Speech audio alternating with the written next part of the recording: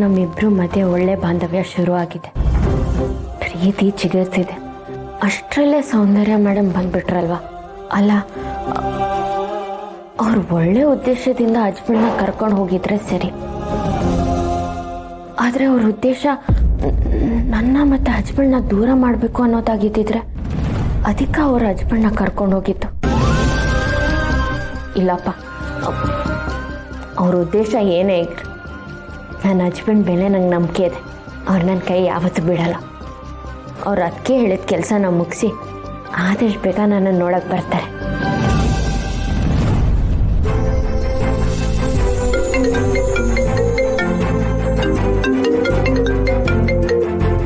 Hello husband, ನಿಮ್ಮನ್ನೇ ನೆನ್ಸ್ಕೊತಿದ್ದೆ.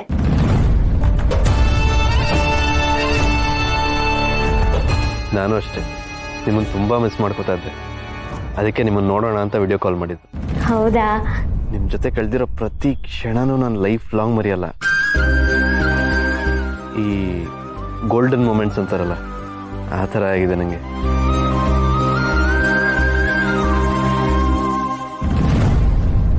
ದೇವಸ್ಥಾನಕ್ಕೆ ಹೋದವ್ರ ಮನೆಗೆ ಬಂದ್ರಾ? ಇನ್ನೂ ಬಂದಿಲ್ಲ. ಹಸ್ಬೆಂಡು, ನೀವು ಯಾವಾಗ ಬರ್ತೀರಾ? ಆದಷ್ಟು ಬೇಗ ಬರ್ತೀರಾ ಅಥವಾ ಅಲ್ಲೇ ಇರ್ತೀರಾ? ಕೆಲಸ ಮುಗಿದ ಕೂಡಲೇ ಓಡೋಡ್ ಬಂದ್ಬಿಡ್ತೀನಿ. ನಿಜನಾ? ಯಾಕೆ ನಂಬಿಕೆ ಇಲ್ವಾ? ಇಲ್ಲ ಇಲ್ಲ, ಇದೆ. ಬಂದು ಇನ್ನೂ ಅರ್ಧ ಗಂಟೆ ಆಗಿಲ್ಲ, ಆಗಲೇ ಅವಳ ಜೊತೆ ಫೋನಲ್ಲಿ ಮಾತಾಡ್ತಿದ್ದಾನೆ. ನನ್ನ ಕಣ್ ತಪ್ಪಿಸಿ ದೀಪ ಅವನ್ನ ಇಲ್ಲಿ ಕರ್ಕೊಂಡು ಅವನ ಜೊತೆ ಸುತ್ತಾಡ್ತಿದ್ದಾಳೆ ಅಂದರೆ ಆ ದೀಪ ಭಯಂಕರ ಕಿಲಾಡಿ ಇದ್ದಾಳೆ. ಯಾವ ಕಾರಣಕ್ಕೂ ಚಿರುನ ಇಲ್ಲಿಂದ ಹೊರಗೆ ಎಲ್ಲೂ ಹೋಗೋಕ್ಕೆ ಬಿಡಬಾರ್ದು. ನಾನಿಲ್ಲಿರೋ ಅಷ್ಟೂ ದಿನ ಚಿರು ನನ್ನ ಜೊತೆನೇ ಇರಬೇಕು. ಆಗಲೇ ಅವರಿಬ್ಬರು ಮೀಟ್ ಆಗದೆ ಇರೋ ಥರ ಮಾಡೋಕ್ಕಾಗತ್ತೆ.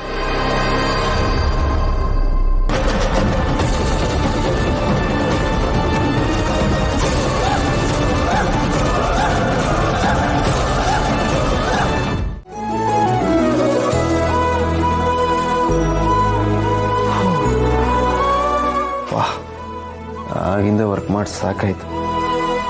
ಒಂದು ಬ್ರೇಕ್ ತಗೊಳ್ಳೋದು ಬೆಟರ್.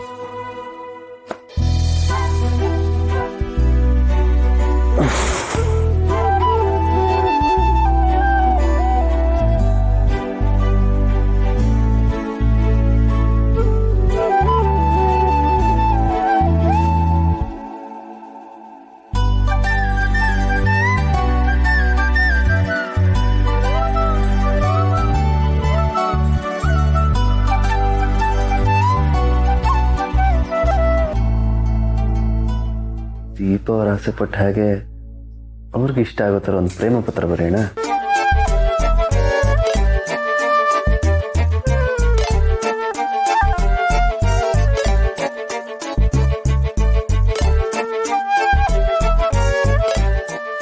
ಏನು ಬರೀಲಿ?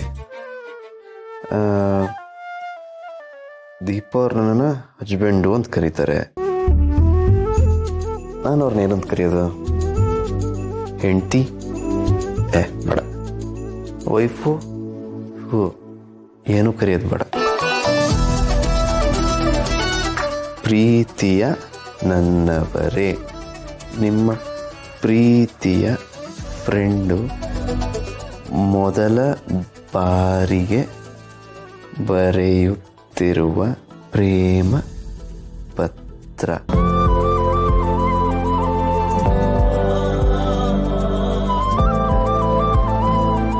ಏನು ಬರೀಲಿ?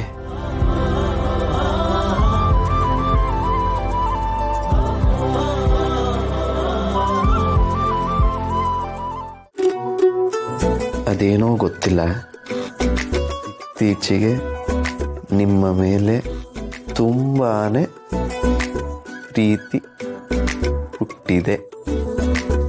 ಆ ನಿಮ್ಮ ಪ್ರೀತಿಯೊಂದೇ ಸಾಕು ನನಗೆ ಕೊನೆವರೆಗೂ ಖುಷಿಯಾಗಿರೋದಕ್ಕೆ. ಎಷ್ಟೇ ಕಷ್ಟ ಬರಲಿ, ಎಂತಹ ಸಮಸ್ಯೆನೇ ಬರಲಿ, ಯಾವುದೇ ಕಾರಣಕ್ಕೂ ನಾನು ಮಾತ್ರ ನಿಮ್ಮ ಕೈನ ಬಿಡೋದಿಲ್ಲ. ನೀವು ಅಷ್ಟೇ ಎಂದೆಂದಿಗೂ ನನ್ನವರಾಗಿ ಇರಿ ಎಂದು ಈ ಪತ್ರದ ಮೂಲಕ. ಯಾಕೆ ಏನು ಅಂತ ಕೇಳಿದ್ರೆ ನೀನು ಅವ್ರ ಹತ್ರ ಮಾತಾಡಬಾರ್ದು ಅಂತ ಅಂದ್ರು.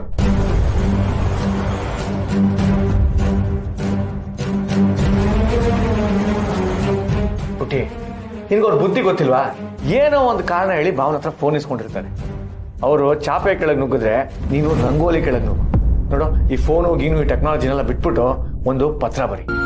ನಿನ್ಗನ್ಸಿದ್ನೆಲ್ಲ ಒಂದು ಪತ್ರದಲ್ಲಿ ಬರೆದು ಅದನ್ನ ಗಣಿ ಸುಬ್ಬು ಹತ್ರ ಭಾವನ ಕೈ ಕೊಟ್ಟು ಕಳಿಸು. ಅದನ್ನ ಓದಿದ ತಕ್ಷಣ ಭಾವ ಎಲ್ಲೇ ಇದ್ರು ಇಮ್ಮಿಡಿಯೇಟ್ ಆಗಿ ನಿನ್ನ ಹತ್ರ ಓಡ್ ಬರ್ತಾರೆ. ಹಾಗಂತೀಯ ಅಣ್ಣ? ಹೂ ಪುಟಿ, ನೋಡು, ಟೆಕ್ನಾಲಜಿ ಎಷ್ಟೇ ಮುಂದುವರೆದಿದ್ರು ಮನಸ್ಸಲ್ಲಿರೋ ಭಾವನೆಗಳನ್ನ ಹೇಳ್ಕೊಳೋದಕ್ಕೆ ಪತ್ರ ಬರೆಯೋ ದಾರಿನೇ ಒಳ್ಳೇದು. ಅದರಲ್ಲೂ ಪ್ರೇಮ ಪತ್ರ ಅಂದ್ರೆ ಅದರಲ್ಲಿರೋ ಮಜಾನೇ ಬೇರೆ. ನೋಡು, ಈಗ ನೀನು ನಿನ್ ಮನಸ್ಸಲ್ಲಿರೋ ಭಾವನೆಗಳನ್ನೆಲ್ಲ ಚಿಕ್ಕದಾಗಿ ಚೊಕ್ಕದಾಗಿ ಒಂದು ಪತ್ರದಲ್ಲಿ ಬರಿ. ಆಮೇಲೆ ನೀನು ಈ ಫೋನ್ ಗೀನೆಲ್ಲ ಬಿಟ್ಬಿಟ್ಟು ಪತ್ರ ಬರೆಯೋದನ್ನೇ ಇಟ್ಕೊಳ್ತೀಯ.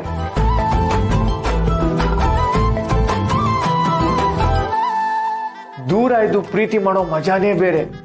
ಕುಶಲವೇ ಕ್ಷೇಮವೇ, ಕೇಳಿದ್ಯಾ? ಆ ಥರವೇ. ಓ, ಯಾರೇ ನೀನು ಚೆಲುವೆ. Exactly, super film. ನಮ್ ಕ್ರೇಜಿ ಸ್ಟಾರ್ ಅಂತೂ ಸೂಪರ್ ಆಗಿ ಅಭಿನಯ ಮಾಡಿದ್ದಾರೆ. ಅವರಷ್ಟೇ ಅಲ್ಲ, ನಮ್ಮ ಬಾಸ್ ಸಾಹಸ ಸಿಂಹನು ಸಕ್ಕದಾಗಿ ಮಾಡಿದ್ದಾರೆ ಅಲ್ವಾ? ಮತ್ತೆ ನೋಡು, ಈಗ ನೀನು ಅಷ್ಟೇ ಆ ಫಿಲಮ್ ಅಲ್ಲಿರೋ ಹೀರೋಯಿನ್ ತರ ನೀನು ನಿನ್ ಪ್ರೇಮ ಪತ್ರ ಬರಿ. ಸರಿ.